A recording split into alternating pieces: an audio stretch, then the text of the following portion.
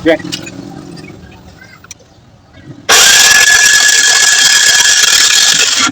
Okay. Ah, okay na. Okay yan mga kapatids, no? So halos hindi man lang pumalo ang compression niya. So loss compression yung makina, no? So bubuksan natin tong cylinder head, cylinder block. So itatap overall lang.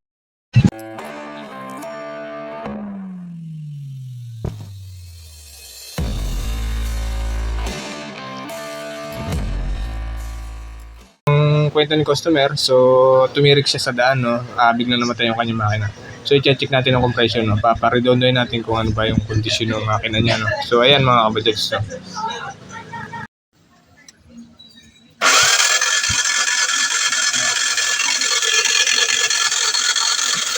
Isa pa.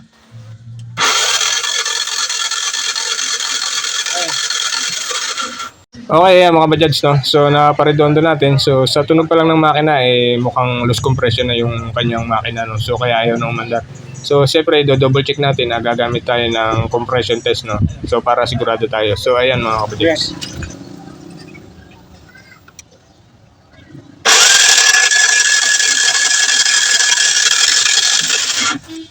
Yeah.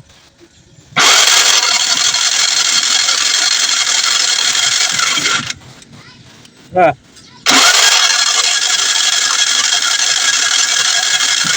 Okay na.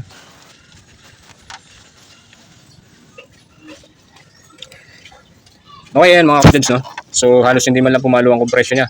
So loss compression yung makina, no? So bubuksan natin tong cylinder head, cylinder block. So itatap overall natin. Okay yan mga kapatids, no? So natest na natin yung compression niya. So talagang walang compression.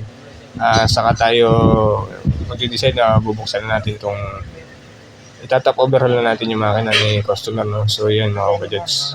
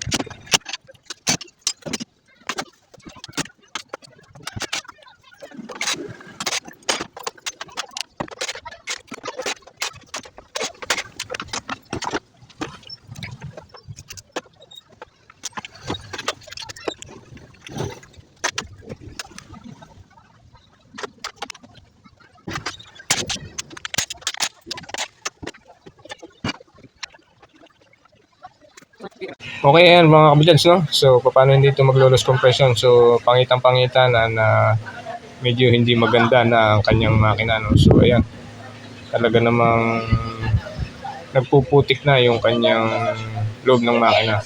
So malamang sa malamang na nagtipid to sa langis o ano man. Bahala na si customer kung ano nangyari sa kanyang makina, no? So kaya nagkaganito to, nag-loss compression ay nag-overheat na. So ayan mga ka-budgets, no?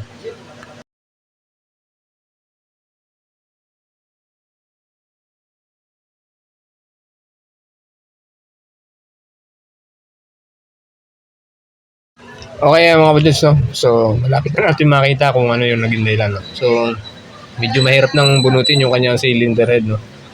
Medyo kumapit na doon sa stud niya. So ayan mga budgets, kinailangan ko pang pukpukin ng rubber mallet para lumabas yung kanyang cylinder head, no? So ayan mga budgets, medyo kumapit doon sa kanyang stud yung kanyang cylinder head, no? Kaya medyo matigas bunutin. So ayan mga budgets, no? Makikita na natin ngayon yung dahilan. Okay, mga budgets, yung kanyang barbula hindi na bumalik, no? So umistak na ang kanyang exhaust valve. So yan yung naging dahilan kung bakit nag-lose compression, no?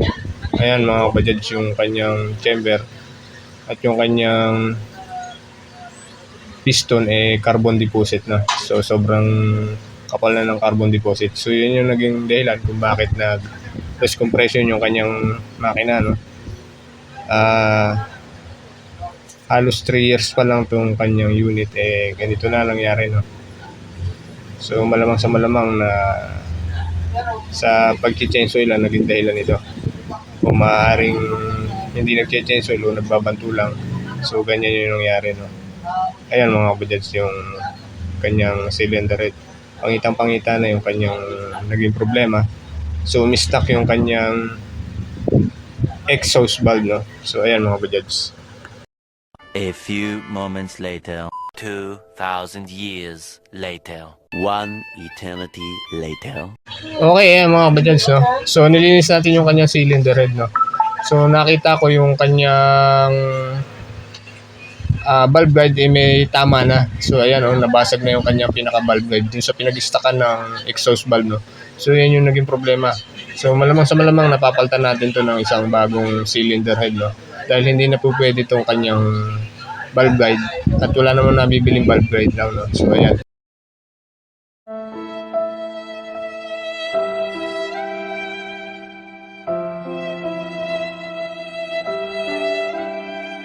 Okay, ito mga kabajaj, yung bagong cylinder head, no. So bagong-bago yan. Bagong barbula at bagong valve seal. So pati yung kanyang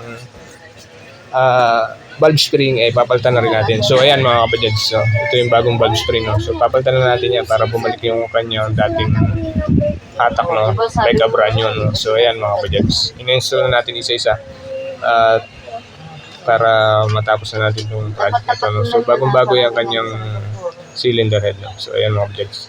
Tapos nilinis na rin natin tong kanyang engine, no. So medyo nagmukhang bago na. So ayan yung mga parts niya, no, na mga bagong linis. So ito yung mga parts na need na palitan o kailangan palitan. So ayan, cylinder head. So bagong cylinder head, tapos yung cylinder block. So ayan mga objects, yung ating mga genuine parts, no. So puro genuine yan lahat. So hindi tayo nagkakabit ng peke. So ayan mga objects. So ito yung kanyang pinagpalitan na lumang cylinder head, no. Pinakalinis-linis pa naman natin. So hindi na pala uubra. At nung basag na pala yung kanyang valve guide, no. So ayan mga objects. So ayan yung kanyang tama ng valve guide, no. Basag yung exhaust valve guide, no. So diyan umistak yung exhaust valve, no. So kaya kailangan natin palitan. Dahil baka dito pa tayo magkaroon ng problema. So ayan mga kabajets, no. So pinapasok ko yun yung kanyang barbula. So ayaw talagang pasukan ng kanyang barbula, no. So ibig sabihin sumikip na yung kanyang valve guide o nag-overheat na. Kaya ganyan na. So ayan mga kabajets.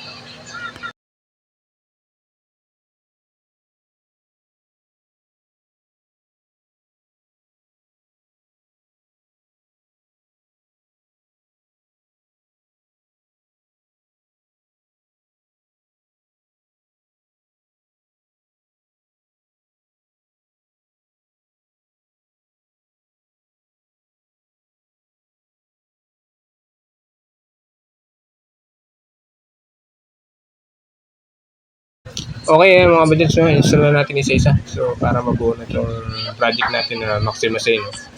So ito yung nag-lose compression. Okay, ayan mga kabajets. Okay, dito sa piston ring, so i-check muna natin mabuti, no. So ilalagay lang natin sa tamang position yung kanya mga piston ring para hindi tayo magkaroon ng blow by na engine, no. So ayan mga kabajets. So, bago natin install, siyempre ilalagay natin sa tamang position yung mga piston ring niya at saka yung oil ring, no. So ayan mga kabajets.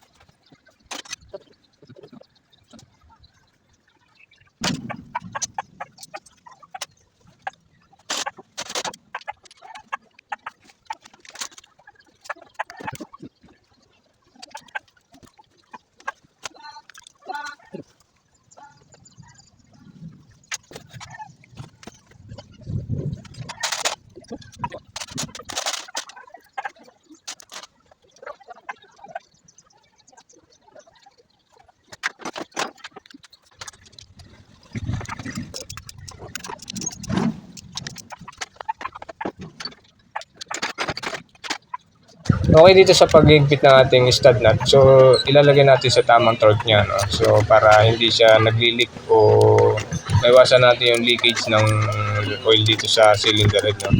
So ilalagay natin dito sa tamang torque niya, no? So ayan mga budgets. Okay, matapos natin higpitan, so i-tap dead center natin tong unit, no. So ilalagay natin dun sa top dead center yung pinaka rotor, no. So ayan, ita-timing natin. May timing mark yan dyan.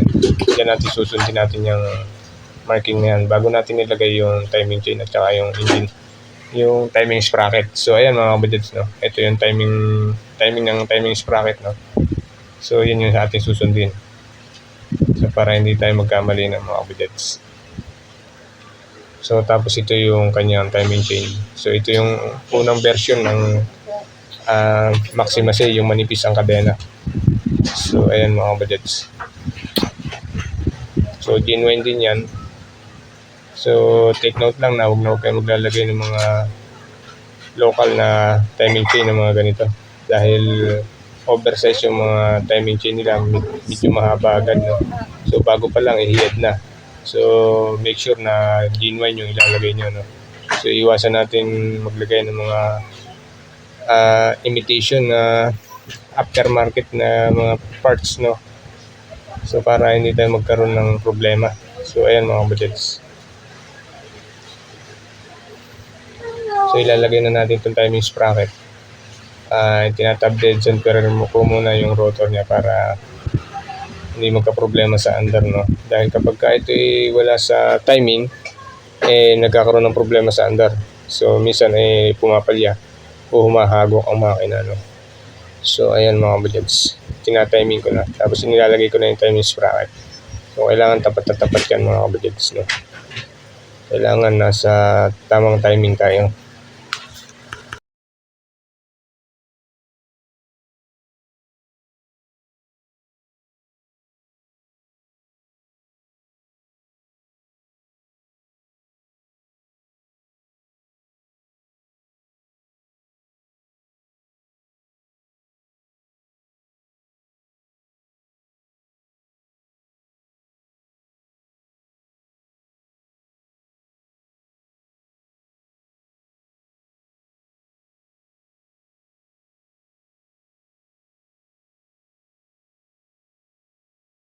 Okay yan mga budgets, nakalagay na yung timing chain at saka yung timing sprocket. So i-check ulit natin yung timing dito sa rotor, no? So kailangan naka-timing ng sakto yan. So ayan mga budgets, no? Tapos check natin dito sa pinaka-timing sprocket kung nakatapat ba siya. So ayan yung timing mark niya sa timing gear. So ito yung pinaka-top dead center niya, no? So itatapat natin yan dito sa merong screw bolt dito sa pinaka-cylinder head. So yan yung pinaka-palatandaan niya na naka-timing siya, no? So yan yung eksaktong timing, no? So wag nyo ililis yan mga kabudgets.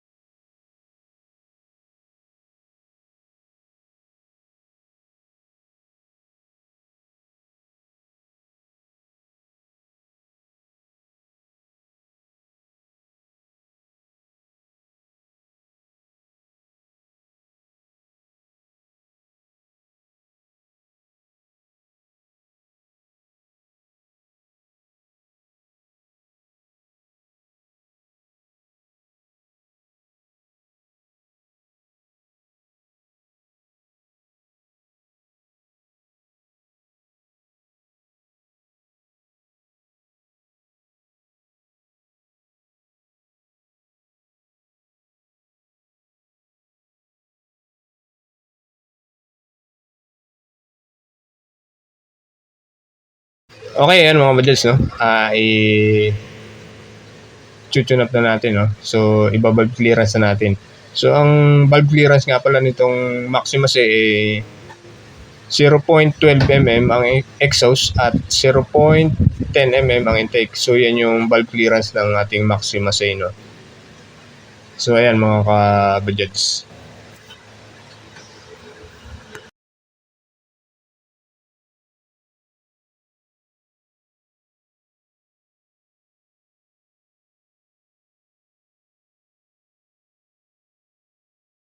A few moments later. 2,000 years later. One eternity later. Okay, yan mga budgets, no? So, tapos na natin buuin yung kanyang engine, yung makina, no? So, na-refresh na natin. So, papanda rin na lang natin yung unit at nang ma-check natin kung okay ba yung ating gawa, no? So, ayan mga Bajaj Maxima Say, no? So, buo na siya. Nilinis na natin. So, binalik na natin lahat, pati cover. Ayan. Okay, papanda rin na lang natin mga ka-Bajaj.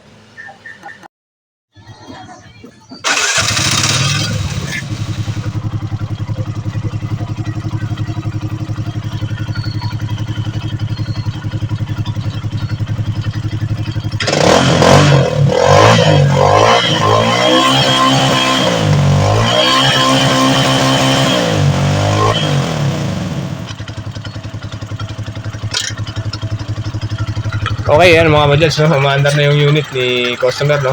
So, goods na goods yung kanyang andar, no? So, tahimik na tahimik. So, ayan mga Bajaj, no?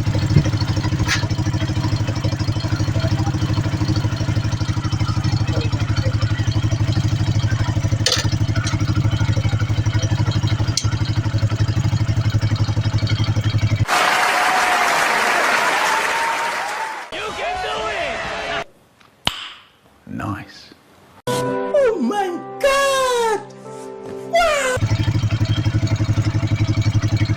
Okay, yan mga Bajaj, no? So, tapos na natin yung project natin, no? So, hanggang sa mga susunod na tutorial video ng ating channel.